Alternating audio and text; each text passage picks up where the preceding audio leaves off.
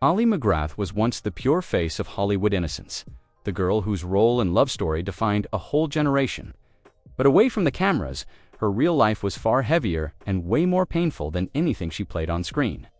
At the peak of her fame, she was pulled straight into the orbit of Steve McQueen, the man the world crowned the king of cool. What started like a dream romance slowly twisted into years filled with jealousy, control, and emotional wreckage. Now, looking back in her later years, MacGraw reflects on a relationship that both dazzled and broke her, sharing truths that still shake classic film fans today.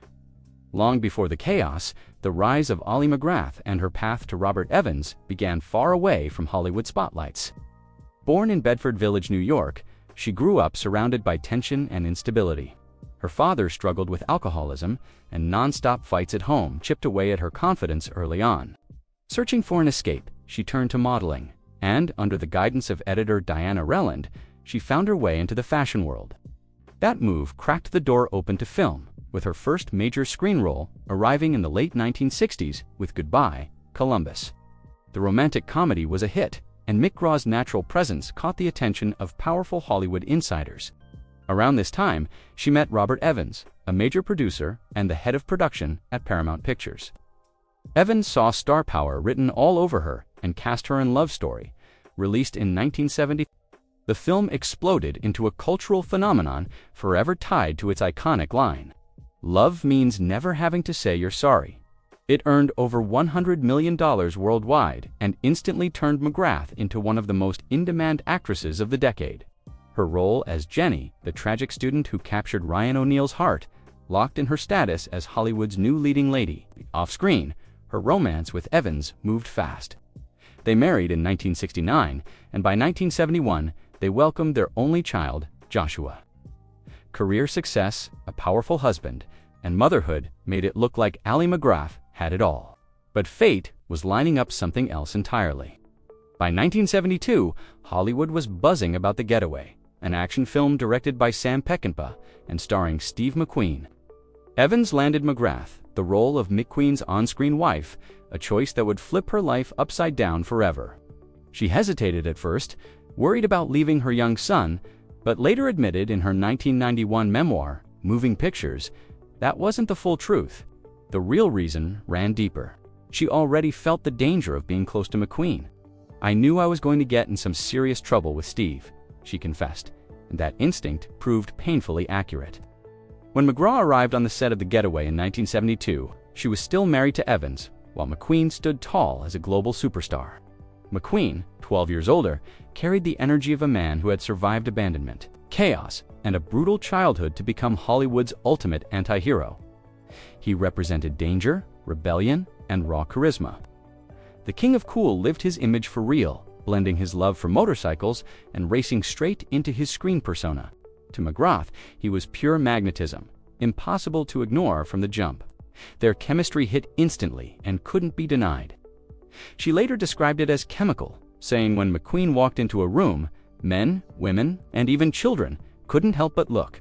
His presence swallowed everything around him, and despite her marriage to Evans, MacGraw was pulled into his world almost immediately, stepping into a storm she sensed but couldn't fully stop or slow down yet. Their affair kicked off not long after filming began in Texas, and it instantly became the most talked about romance in Hollywood. Cameras, whispers, and headlines followed them everywhere. The hype around their relationship pumped serious buzz into The Getaway, helping turn it into a box office hit. Fans and the media ate up the passion, but behind the hype, the personal fallout was way more messy and painful. By the end of 1972, MacGraw filed for divorce from Robert Evans, and the shockwaves hit Hollywood hard. Evans, the man who had handed her the role that made her a superstar, felt completely blindsided by the betrayal. The breakup was so explosive, it later became part of The Offer, the Paramount Plus series about Evans and the making of The Godfather. In July 1973, Ali MacGraw and Steve McQueen tied the knot. On the surface, it looked like a Hollywood fairy tale, all glamour and flash, but the truth behind the scenes was colder. McQueen demanded a prenuptial agreement that made sure she wouldn't seek money if the marriage ended. Even heavier, he insisted she walk away from acting completely. At the absolute peak of her fame, MacGraw stepped back from Hollywood to meet his demands. She later admitted, She agreed out of fear of losing him, even though it meant shutting down her own dreams. Life with Steve McQueen quickly became a mix of control, jealousy, and sacrifice. From the outside, married life in Malibu looked perfect, but that shine didn't last long.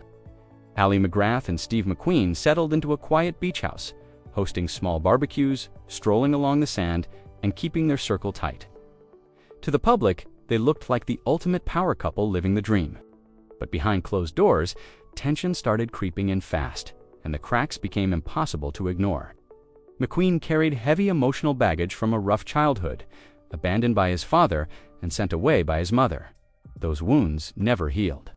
He grew up guarded and suspicious, especially toward women. In marriage, that insecurity turned into nonstop jealousy. MacGraw recalled that even a glance in another man's direction could set him off. At the same time, McQueen openly flirted with other women and was rumored to have multiple affairs during their marriage. The double standard cut deep. One of MacGraw's biggest sacrifices was giving up her career entirely. McQueen, then the highest-paid actor in the world, made it clear he didn't want a working wife. "He was the biggest movie star in the world, and he didn't want me to work," she later revealed. Out of love and fear of losing him, she walked away from Hollywood. Instead of red carpets and new roles, MacGraw became a full-time homemaker, raising her son Josh from her marriage to Evans while managing McQueen's world. In her memoir, she admitted she took on every role at home, saying she played cook, cleaning lady, simple woman to the hilt, giving up everything to keep the peace. The isolation slowly started crushing her. Even though she loved McQueen deeply, his obsession with control made her feel boxed in and powerless. His substance abuse only made everything worse. He drank hard, used drugs, and spiraled, while MacGraw herself began battling alcoholism. What once burned with passion slowly rotted into a relationship soaked in suspicion, anger, and feelings neither of them dared to say out loud. By the mid-1970s, the fairy tale was officially over. The home that once felt like a safe escape turned cold, tense, and painfully quiet. MacGraw later admitted she lived in constant fear of being abandoned if she ever spoke up, so she swallowed her truth, stayed silent, and suffered through McQueen's steady decline alone.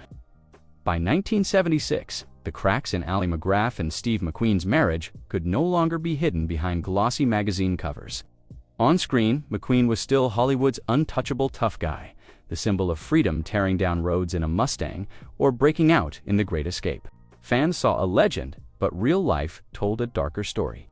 At home, the image collapsed fast. His addictions tightened their grip, and he vanished into long nights of drinking, drugs, and chaos. When he returned, he was distant, volatile, or suspicious. MacGraw, who had already given up her independence to meet his demands, felt completely alone. The loneliness wasn't just emotional, it was suffocating. She turned to alcohol herself, hoping to numb the pain, but it only dragged her deeper into despair. At the same time, rumors of McQueen's affairs spread fast through Hollywood circles. Stories of flings with other women followed him everywhere. At first, MacGraw stayed in denial, telling herself the man she loved was still there, buried somewhere beneath the anger and mess. Eventually, the whispers grew impossible to ignore. The humiliation cut deep, leaving her feeling unwanted and desperate for comfort. Years later, she admitted she too began seeking companionship outside the marriage. What once felt electric and unstoppable had collapsed into a vicious loop of betrayal and bitterness, each wound stacking on top of the last. By 1977, MacGraw was done staying silent. She told McQueen she wanted to return to acting and reclaim the career she had abandoned at the peak of her fame. It wasn't just about work, it was about reclaiming herself. After years of being shut down, this was her line in the sand. McQueen's response was icy and final.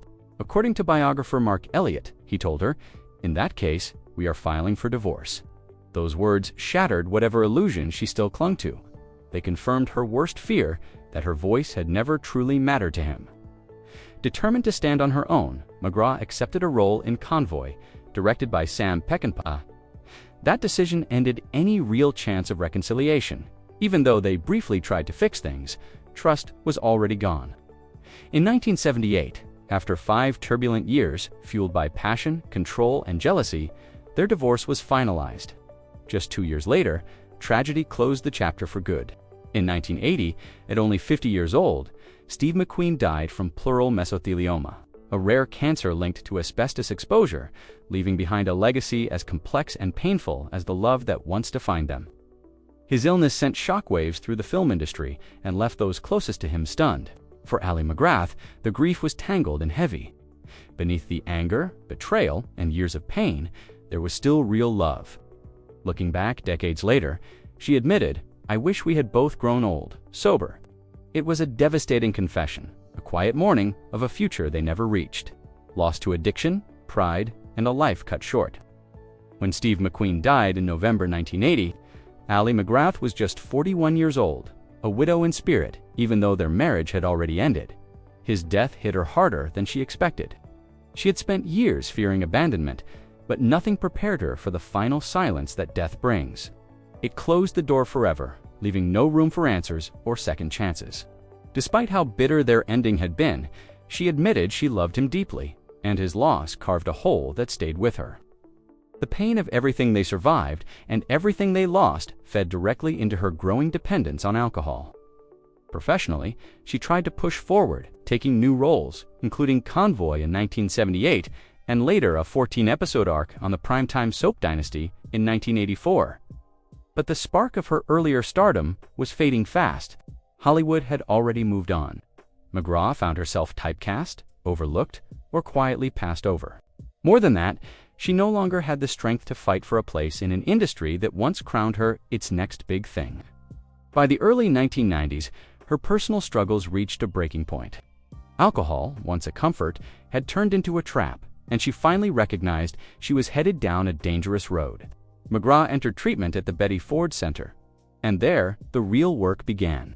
She faced not only her addiction, but the deep emotional scars left behind by her marriages, her lost career, and her years with McQueen. It marked a true turning point, the moment she began reclaiming her life instead of surviving it. After decades of turmoil, she told her story in 1991 with her memoir, Moving Pictures. Honest, raw, and unfiltered, the book exposed her painful childhood, her turbulent relationships, and the true cost of fame. It became a bestseller, striking a nerve with readers who saw their own struggles reflected in her journey through love, loss, and addiction. By 1994, MacGraw walked away from Hollywood completely, relocating to Santa Fe, New Mexico. She traded film sets and red carpets for quiet days of painting, gardening, and spiritual practice. Far from the chaos of the entertainment world, she finally found space to breathe, reflect, and heal on her own terms. Now, at 85, living in Santa Fe, Ali MacGraw has found the peace that escaped her for decades. She committed herself to sobriety, wellness, and a simpler life. Yoga and meditation became daily rituals. Her garden and animals became her companions. After years of noise and chaos, she learned that real healing lives in stillness. She has now been sober for more than 30 years, a milestone she once thought was impossible. "I used to rewrite the past, fantasize about the future," she reflected, "but now I believe in living fully to the very best of my ability. I feel very blessed." MacGraw never remarried, choosing self-discovery over repeating old patterns. Her friendships became her anchors, including a reconnection with Love Story co-star Ryan O'Neal.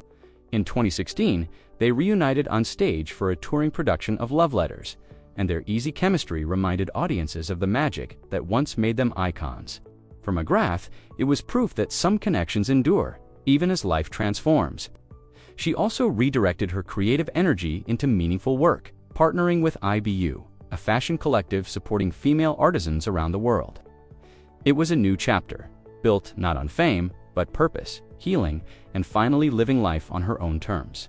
She went on to help develop clothing lines that celebrate real craftsmanship and uplift women around the world. For someone who once gave up her own career to fit into another person's life, this chapter meant everything. It was her chance to finally choose independence over sacrifice and build something that belonged to her alone. Even now, at 85, Ali MacGraw speaks openly and without filters about her past.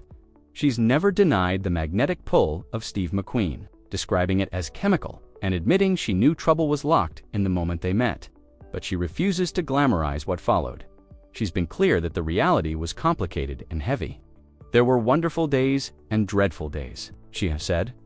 I'm not a victim in any way. There were many times that were just wonderful, and there were many times that were just ghastly. Her words don't dodge responsibility, and they don't soften the truth either.